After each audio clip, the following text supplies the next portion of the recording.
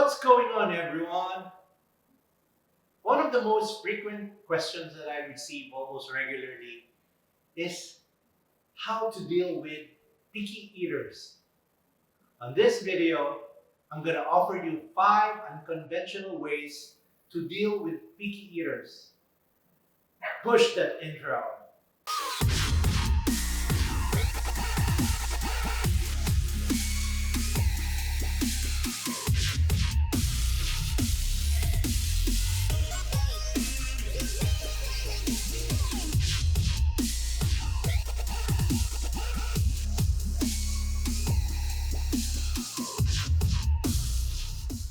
The first unconventional tip that I'm going to offer you is have at least one or two alternative brands in your storage room.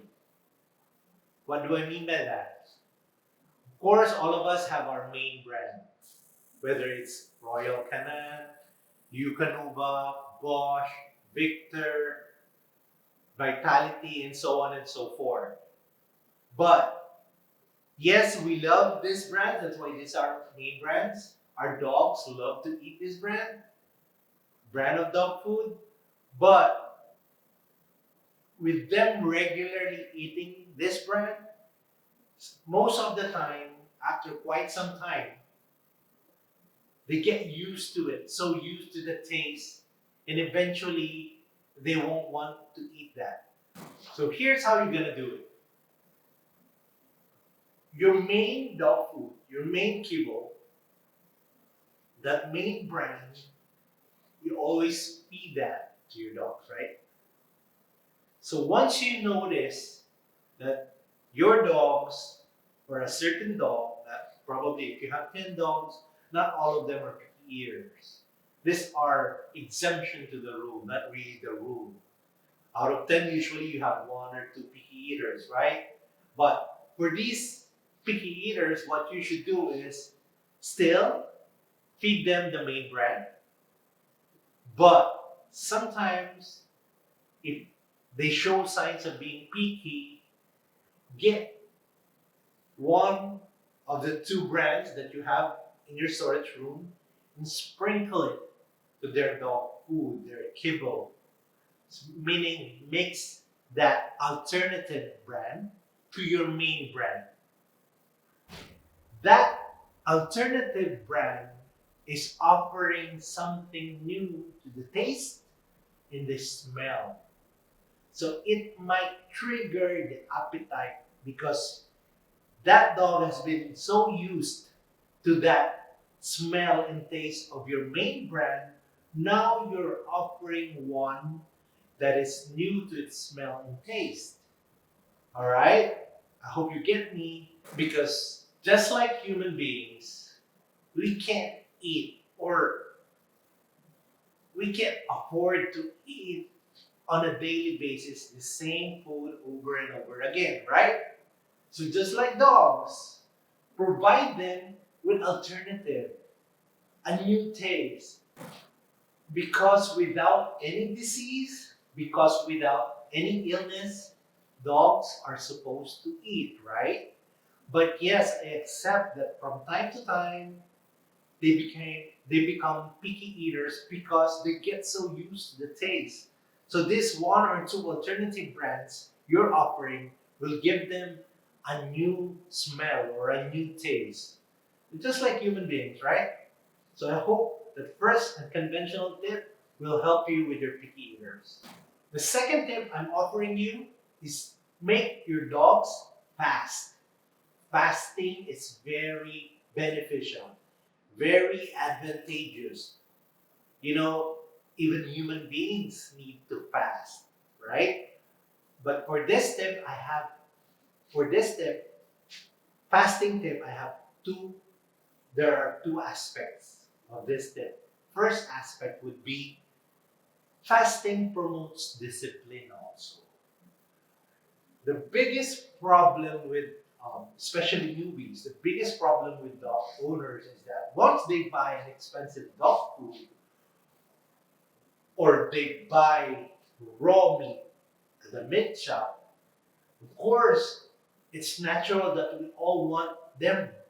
We all want our dogs to eat them right away. No wasted, no wasted time, no wasted effort, no wasted money, right?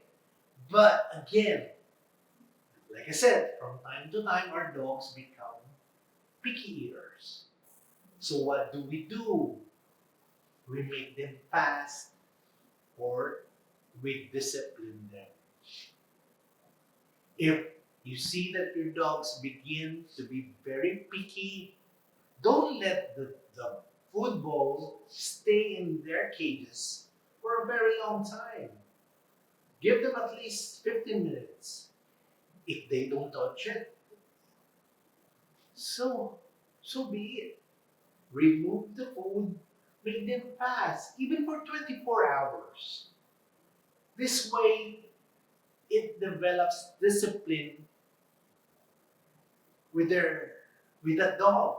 That dog will develop discipline. Don't baby your dogs. Don't make them your so-called baby that you're so afraid that for 3 hours, for 6 hours, they're not eating. No, these dogs can sustain fasting. And like I said, there are two aspects for this tip. First is the discipline part, and actually the health part. It is very healthy to fast, just like for human beings. If we fast, Google it. I'm not an expert for, um, again, I'm not a doctor, I'm not a nutritionist, but Google fasting. Fasting promotes cell generation, regeneration. Fasting promotes better health through uh, better weight management. There are a lot of health benefits for due to fasting. Just to add some pointers for my second tip, especially on the discipline part, I said discipline your dogs, don't baby them. You're the boss. They're not the boss. If you're showing them and letting them feel that the food will not be removed for hours and hours and hours throughout the day, even though they're not touching it, then their attitude will be developed and it will be detrimental to your plans of making them eat healthily, regularly. You know what I mean? So be the boss, discipline them, don't be the follower of your dog. Be the boss. My third tip is place the picky eater next to the voracious one. What do I mean by voracious? Meaning this is the dog that has a very, very, very good appetite. Always eating, wanting to eat. There are dogs like that. All right? Again, place the picky eater right next to the voracious one. Why? Because it influences this picky eater. Again, these are unconventional. You won't read this in your books. You won't read this on the internet regularly, but from time to time you would find this tip. I found it very effective throughout my experiences, throughout the years, all right? That when you place the picky eater right next to the voracious one, again, it influences. Because these are dogs. These are intelligent beings, you know? They would ask probably themselves, is it really good to eat regularly? Or probably that dog would see that you're like, I'm telling you this, these dogs are very intelligent. When the voracious one is having better relationship with you as the owner, this picky eater would pick that up right away. These are very intelligent beings, very intelligent animals. They would notice a difference of attitude you're showing towards that better appetite dog than him or her. You know what I mean? Again, unconventional, I'm telling you, but this is effective because it influences the attitude towards the food of that dog. Because I'm telling you, every dog wants attention, most of them, right? So if you're giving more attention to that dog with a better appetite, then this dog would get influenced and get jealous, would probably effectively, your strategy will make that picky eater eat on a regular basis. All right? Again, these are unconventional, but I find it effective. My fourth tip, unconventional tip, again, is don't give too much water. Too much water. Giving too much, again, let me emphasize on the too much part. Why? Okay, I know for a fact that our dogs need regular source or regular source of water, clean water, potable water. I accept that and I agree with it. But from time to time, there are dogs. If you notice, you have dogs. If you have 10 dogs, some of these dogs in your yard can drink 1 gallon in one sitting. You know what I mean? In one try. They want to drink and drink and drink. But here's the thing. The problem is if they develop the mentality that this is their food, what you're gonna offer later on, the kibble that you will offer later on, they will not mind that because they have developed uh, this feeling that once they have drank, they're already full. They feel full. They feel replenished.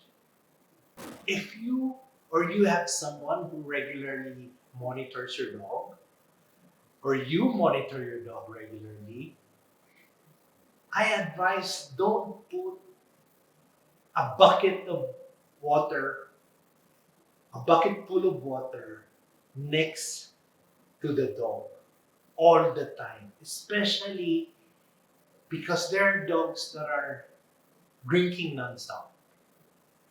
And what I am afraid of is that they would develop this mentality that water is their main source of food, of replenishment, especially for picky eaters. All right? For picky eaters, if they develop the dependence on water to make them feel full inside, then you're gonna have a problem. All right. Again, these are unconventional. You won't read these tips easily on the internet or in books, but I'm offering that if you can monitor your dogs on a regular basis, if you're always with them, try not to put a bucket full of water next to them. Just provide, just give when necessary. All right? Because you don't want them to develop, again, this attitude of dependency towards the bucket full of water. All right? But, disclaimer, water is very important. And of course, if you're going outside and you can't monitor them for a long period of time, then that's the time you can place a bucket full of water. But most of us, probably 98% of the time, we're with our dogs or we have someone looking after our dog. Don't place a bucket full of water next to them. All right? And my last and fifth tip, unconventional tip, is man, let them play. Alright, every dog loves playing. Playing completes their day. Playing makes them a complete dog. Alright? They get physical activities, and that would mean burning calories, burning the protein, the usage of nutrients that you've been bombarding that dog with, all the dog food that you're giving him or her, the vitamins. So every time they play, they make use of those vitamins, minerals, and nutrients that you're providing them, right? So if they play naturally, they get exercise, and when they go back to their cages, they would feel they need to be replenished, all right? With water and with food. So please make it a point that you find time for your dogs to play in your garage, in your home, in your yard. So depending on what type of location or yard you have, but as long as they have time to play, even at least 5 to 10 minutes every day, then that would be beneficial for their health, for their well-being. And if a dog is happy, if a dog is healthy, 100% these dogs will eat. So actually, being a picky eater is actually an exception rather than a rule. All right? Like I said, even in my yard right now, I probably have 10 dogs, but probably only one, or maybe not one of them, is a picky eater. But I do accept the fact that that sometimes there are yards that have problems with picky eating dogs. But you know what? Sometimes the problem is not actually our dogs. It is us because we baby them. We don't let them play. We don't discipline them. We give too much water and we don't let them just be dogs. That's the biggest problem. All right? So I hope these 5 unconventional tips for picky eating dogs will help you and have a great day. All right?